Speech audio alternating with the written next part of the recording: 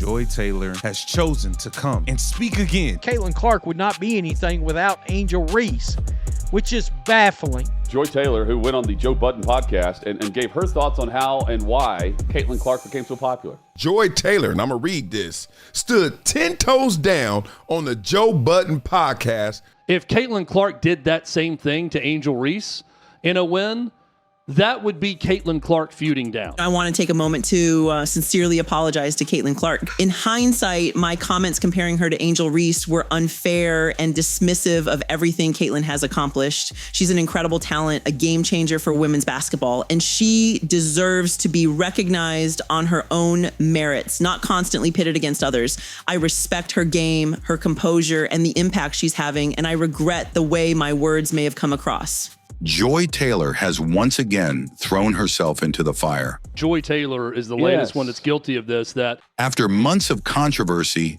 and questionable takes, Joy's back in the spotlight, doubling down on a narrative that's been criticized time and time again. She's once again pushing the tired race-based angle in a conversation dominated by Caitlin Clark's growing stardom. Joy Taylor has chosen to come and speak again, as if she hasn't been in enough hot water over these last few months. As if she ain't been in enough hot water, bro. This is the last thing you need to be doing. We got her on the Joe Budden podcast. Shout out to Joe, Queens Flip. I'm a fan.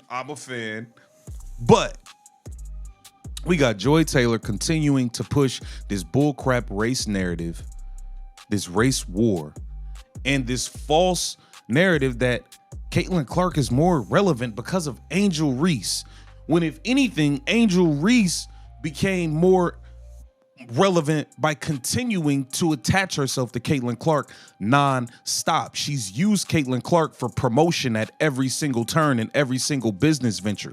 The numbers don't lie, and what we're witnessing is nothing short of the Caitlin Clark phenomenon. I simply said that if it weren't for that viral moment with Angel Reese, Caitlin Clark wouldn't be discussed the way she is today. And I stand by that. I'll defend that viewpoint no matter what. No backing down. I just said we would not be talking about Caitlin Clark the way that we do if it wasn't for that moment with Angel Reese. And I will die on this hill. I will die on this hill. I was with you until that. I will die on this hill. I will die on this hill. Joy. I will fight this hill. Joy, chill out. Even her co-host wasn't buying it, saying something like, "You had me until that point." That just shows how off-base she is with this take. Not even those around her agree. This is just ugly behavior. Some people can't seem to move past injecting race into every storyline. even the co-host disagreeing with her on that, saying, "Oh, I was with you until you said that." To the I level think that we'd she's still be going, talking. she's not even close to being accurate. The Caitlyn versus Angel moment was great for the league. It added stakes, drama, personality. Sports need that. But when Joy says she's willing to die on this hill, that tells you she's more interested in stirring division than celebrating the game. And for what? What does it serve? People like Joy Taylor and anyone echoing this nonsense. This is nasty work, y'all. This is nasty work that these women cannot stop pushing this nonsense racial crap. The Magic Johnson, Larry Bird moment for the WNBA. Like, this is great. I'm a storyteller. I think storylines are so fucking important. I think you need villains. I think you need heroes. Mm-hmm. You need shit to sell. You got to sell a fight. Like, brand all of this. Mm-hmm. And it upset white men to watch this strong, winning, unapologetic black woman be in their, be in Caitlin's face. In their savior's face. Yeah, and they still cling to it. And it's now like spun to this. Now, she's acting like, at this point, she's acting like Caitlyn doesn't have black fans. But go ahead. They're the ones making things worse. They're still clinging to this idea that Caitlin Clark wouldn't matter without Angel Reese. And it's completely ridiculous. Look at the stats, the ratings, the engagement. There's zero evidence to support that. Caitlin Clark would not be anything without Angel Reese, which is baffling.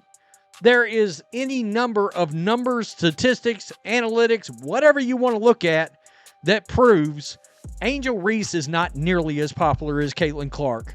It's not even close. Caitlyn's popularity is on a different level. Angel doesn't even come close.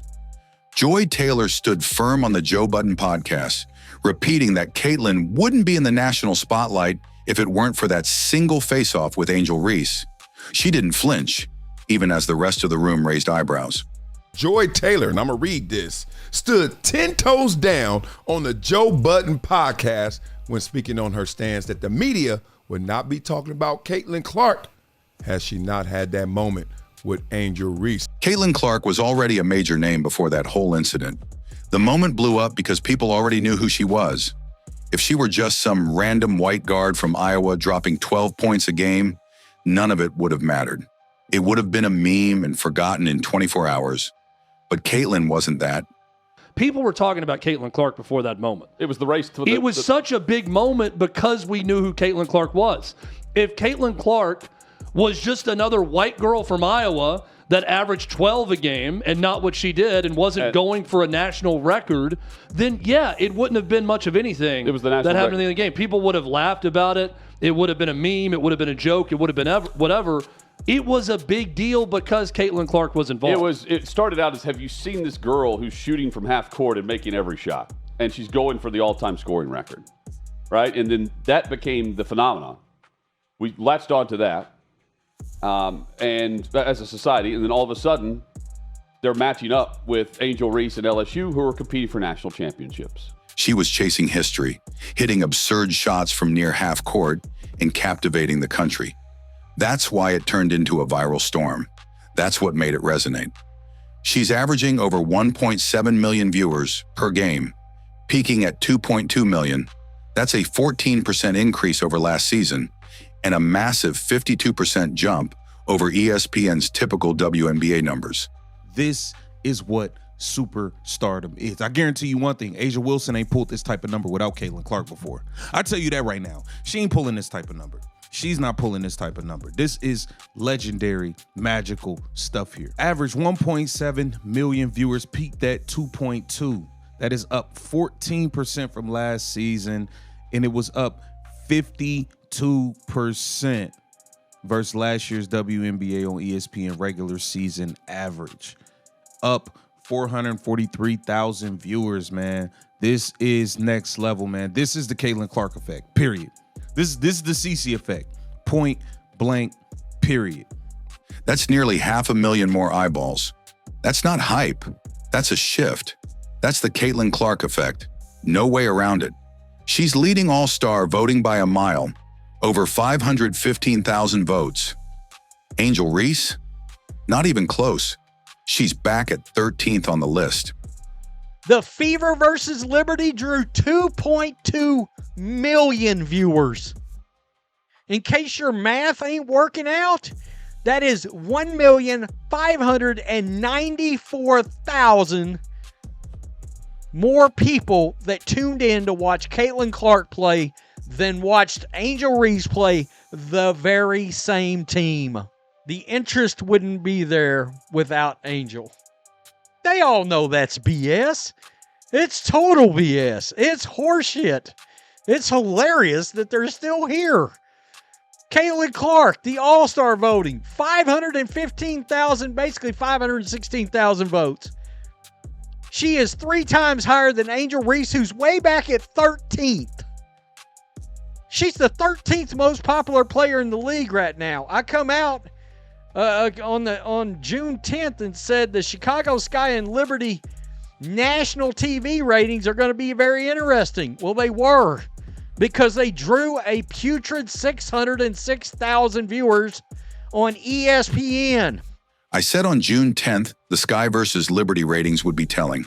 And sure enough, only 600 to 6,000 people watched that game. Now compare that to the Fever versus Liberty with Clark on the court. 2.22 million tuned in. That's nearly 1.6 million more viewers choosing to watch Caitlin. Clark became the first rookie to post a triple-double. Meanwhile, Angel Reese was on a double-double streak, mostly stacking rebounds off her own missed layups in the paint.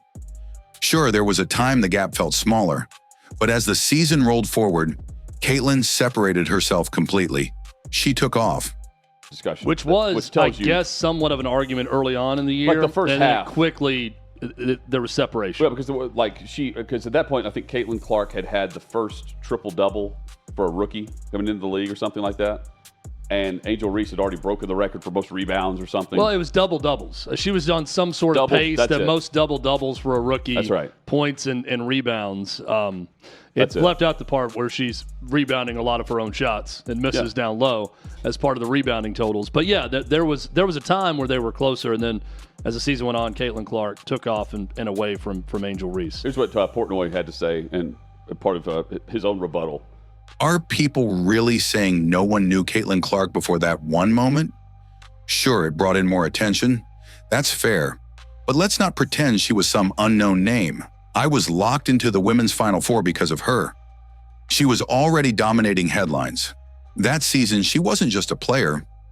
She was a spectacle. Then the so-called rivalry began. And since entering the WNBA, the matchups haven't even been competitive. It's 4-1 in Caitlin's favor. Angel may have gotten the better of her in college, but this is a whole different league now. But let's not act like people didn't know who Caitlin Clark was before. Did they know more about her after that? Sure. If you want to argue that, absolutely. It was a big moment. People knew who she was. Hutton, I was watching the Final Four in women's basketball closely because of Caitlin Clark and because she was a phenomenon that year. And then the rivalry kicks off. And the head-to-head in the WNBA has not been close.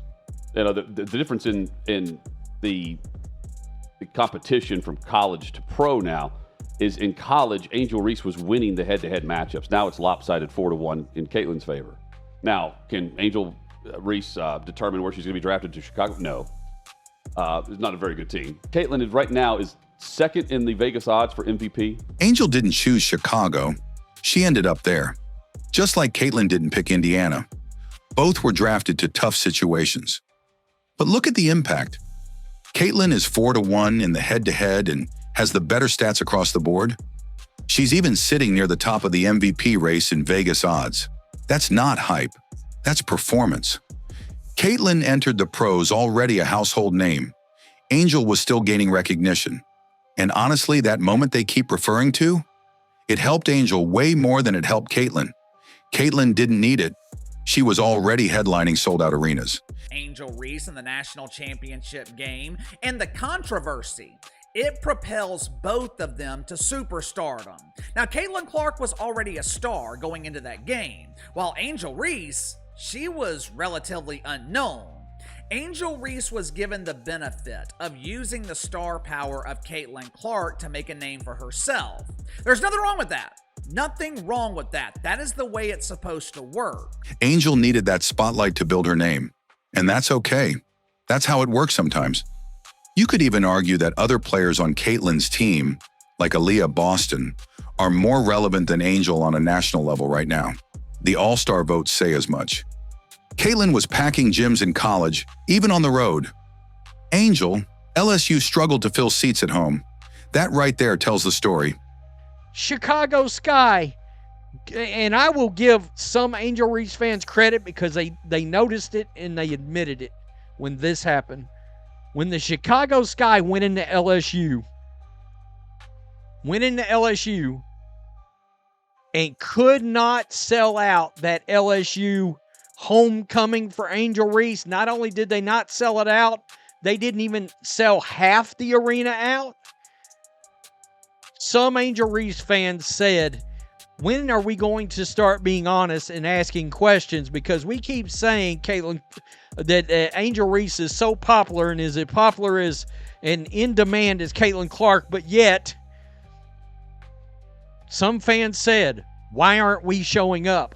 Why aren't we tuning in on television? It's a false narrative. Caitlin doesn't need Angel to stay in the news. But Angel's profile got a major boost just by being in Caitlin's orbit. If Caitlin were the one trying to start drama with Angel after a win, people would say she was punching down. That's just how it works. You feud upward to gain traction. Angel did exactly that.